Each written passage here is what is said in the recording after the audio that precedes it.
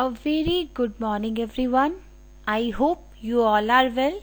So, we were doing chapter number 7 of history, that is tribe, nomads, and the settled communities. So, we'll continue with our chapter was tribes, nomads, and settled communities. So, as we were discussing about the tribes, now we will study about the nomads.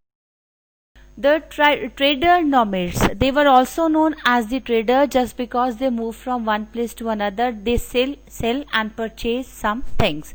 So the Banjaras, they were the most important trader nomads as they do the trade also. So that is why they are known as the important trader nomads, and their karwa was called Tanda. The karwa, that means in the group which they move from one place to another, that is called as the Tanda. So Alauddin Khalji, he used the Banjaras to transport grain to the city markets. So Alauddin Khalji, in his time, he used the Banjara community so that the Banjaras will transport the grain to the city markets. Emperor Jahangir, he wrote in his memoirs that the Banjaras carried grain on their bullocks from different areas and sold it in the town. So Emperor Jahangir, he also wrote in his biography that the Banjaras, they carry the grain grain on their bullocks, and they all sell it into the different areas and even to the towns. So this evidences we got in the Jahangir's biography that how the Banjara, they carried the grain and they sell it in the different areas and even to the towns. They transported food grain for the Mughal army during the military campaigns. So the evidences are also there that the Banjaras, they also transported the food grain to the Mughal army when they were in the military campaigns. And the many pastoral tribes, they reared and sold animals. So the pastoralists, they reared and they sold animals like the cattle and the horses. So they not only herd them, but also sold that animals to the prosperous people, and they get the things in. When they give that to the prosperous person, so they buy the things whatever they want. That is why they were known as the trader Banjaras. Now we will study about the Bhils. The Bhils, this was considered as the third largest community of the tribes. And what is the meaning of Bhil? It means a Vilu or the Bilu. So in the Dravidian language, it means bow. As we can say, whenever we'll just imagine about the tribes, we'll just imagine that they are having a bow and an arrow with them. So this is the main identity of the tribes. So, and the Bhil tribe, they are divided into the two divisions. First is the central or the pure Bhils, and the second is the eastern or the Rajput Bhils. So the central Bhils, they live in the mountain regions, like the mountain regions, the states of Madhya Pradesh, Gujarat and the Rajasthan, and they are known as the connecting link between the Gujaratis and the Rajasthani. Just because the central Bhils, they live in the mountain regions and in some states of Madhya Pradesh, Gujarat and Rajasthan. So they are also known as the connecting link between the Gujaratis and the Rajasthans.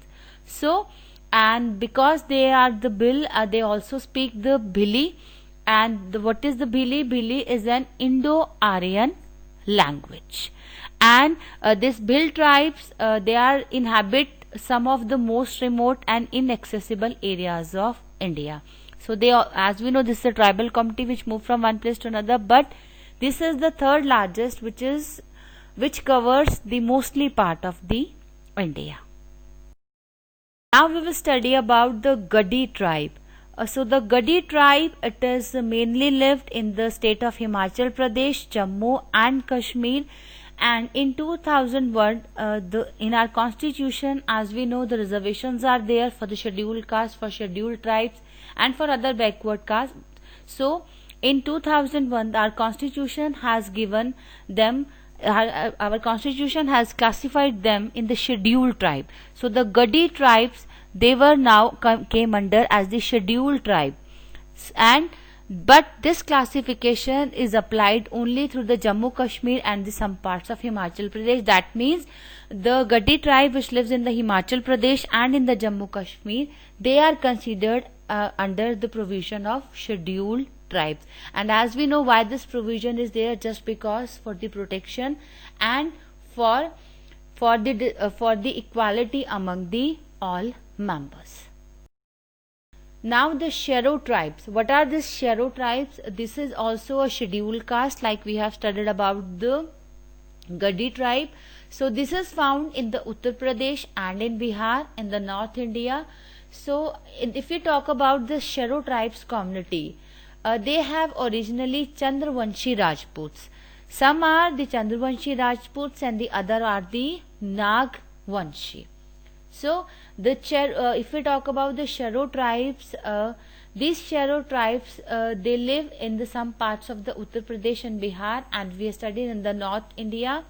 So these Rajputs, like as we know, they are some are Chandravanshi and some are the Nagvanshi. They were the traditional rulers of the North Bihar. Earlier they were the rulers of the North Bihar, until they were disposed of by the Rajputs. So when the Rajputs they disposed of them, they have not accepted them as the part of their community. Earlier they were the rulers, but after that they were counted as the tribes. They are now found in the territory extending from Allahabad in the west. So where we find that Shero tribes, they are found in the territory like the Allahabad in the west and Muzaffarpur in the east.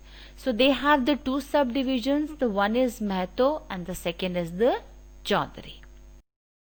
So thank you. I hope the chapter was clear to you.